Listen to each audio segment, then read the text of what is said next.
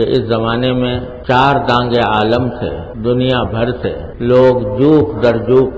بیت اللہ کا سفر کر رہے ہیں، اور کچھ ایسا لگتا ہے جیسے بیت اللہ میں کوئی مقناطیس ہے جو چاروں طرف سے انسانوں کو کھینچ رہا ہے۔ جن لوگوں نے وہ منظر دیکھا ہے ان کو اس بات کا احساس ہوگا کہ حضرت ابراہیم خلیل اللہ علیہ السلام نے جو پکار لگائی تھی آج سے 5-6 ہزار سال پہلے اللہ تعالیٰ کے حکم سے، اللہ تعالیٰ نے حکم دیا تھا کہ اذن فی الناس بالحج، کہ لوگوں میں اعلان کرو حج کا، اور اس کے نتیجے میں کیا ہوگا کہ یاتوک رجالا وعلی کل ضامر یاتین من کل فج عمیق، کہ لوگ پیدل چل چل کر آئیں گے اور دبلے ہوئے اونٹوں سے پر چڑھ کر آئیں گے اور دور دراز سے آئیں گے۔ تو ہر سال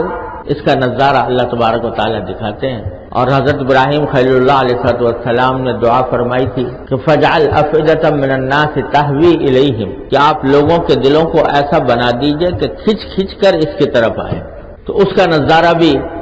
ہزارہ سال سے دنیا دیکھ رہی ہے کہ دنیا کی کوئی جگہ ایسی نہیں ہے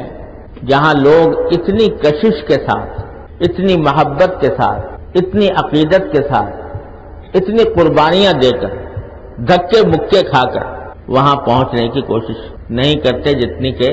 بیت اللہ تک پہنچنے کی کوشش کرتے ہیں۔ چاروں طرف سے اطراف عالم سے لوگ ہیں کہ کھنچے ہوئے چلے جا رہے ہیں۔ حضرت ابراہیم خلیل اللہ علیہ السلام کی دعا کی قبولیت بھی اسی طرح ہو رہی ہے، اور جو اعلان کیا گیا تھا اس کا جواب بھی اس طرح دیا جا رہا ہے۔ سال بھر میں ایک مرتبہ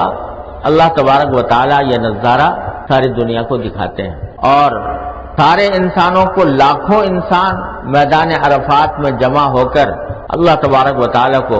پکارتے ہیں، کھڑے ہو کر اللہ تعالیٰ کا ذکر کرتے ہیں، دعائیں کرتے ہیں، اللہ تعالیٰ کی رحمت کی بارشیں برستی ہیں، عجیب سما ہوتا ہے۔ تو بہت سے خوش نصیب ہمارے بھائی بہن وہ ہیں جو الحمدللہ پہنچ چکے ہیں یا جا رہے ہیں، اور بہت سے وہ ہیں ہم جیسے جو وہاں پہنچ نہیں پائے اور حج کی اس عبادت میں شریک نہیں ہو سکے۔ تو بعض اوقات حسرت ہوتی ہے کہ اللہ کے نیک بندے اس عظیم سعادت سے بہرور ہو رہے ہیں اور ہم وہاں تک نہیں پہنچ سکے۔ تو میرے حضرت والا حضرت عارفی قدس اللہ تعالیٰ سرہ، اللہ تعالیٰ ان کے درجات بلند فرمائے، وہ ایک مرتبہ فرمانے لگے کہ جو لوگ وہاں جانے کی آرزو رکھتے ہیں اور ان کے دل میں تمنا ہے لیکن اپنے حالات کی وجہ سے نہیں جا سکے، کوئی اس وجہ سے نہیں جا سکا کہ اتنا خرچہ برداشت نہیں کر سکتا، کوئی اس وجہ سے نہیں جا سکا کہ مختلف مصروفیات نے اس کے پاؤں میں زنجیریں ڈالی ہوئی ہیں، کوئی اس وجہ سے نہیں جا سکا کہ اس کے ذمے اور کچھ حقوق ہیں، فرائض ہیں جن کو وہ انجام دے رہا ہے۔ تو حضرت فرماتے تھے کہ کیا اللہ تبارک و تعالی اس بندے کو جو کسی اپنے ذاتی حالات کی وجہ سے یا مالی وسعت نہ ہونے کی بنا پر وہاں نہیں پہنچ سکا، کیا اس کو اس لیے محروم فرما دیں گے کہ بھئی اس کے پاس پیسے نہیں تھے، اور اس کو اس لیے محروم فرما دیا جائے گا کہ کیونکہ پیسے نہیں تھے، اس کے اوپر حج فرض بھی نہیں تھا اور پیسے نہ ہونے کی وجہ سے یہ نہیں جا سکا؟ تو ہمارے حضرت فرماتے تھے کہ اللہ تبارک و تعالیٰ کے ساتھ یہ بدگمانی کسی طرح بھی درست نہیں۔ اگر دل میں واقعی خواہش ہے، لگن ہے، آرزو ہے اور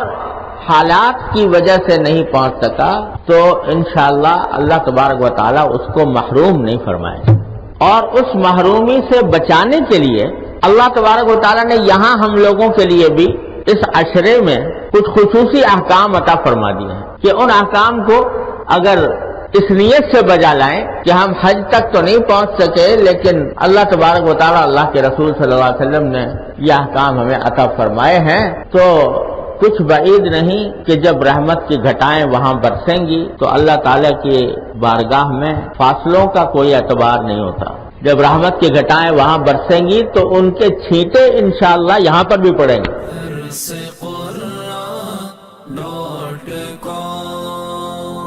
www.darsequran.com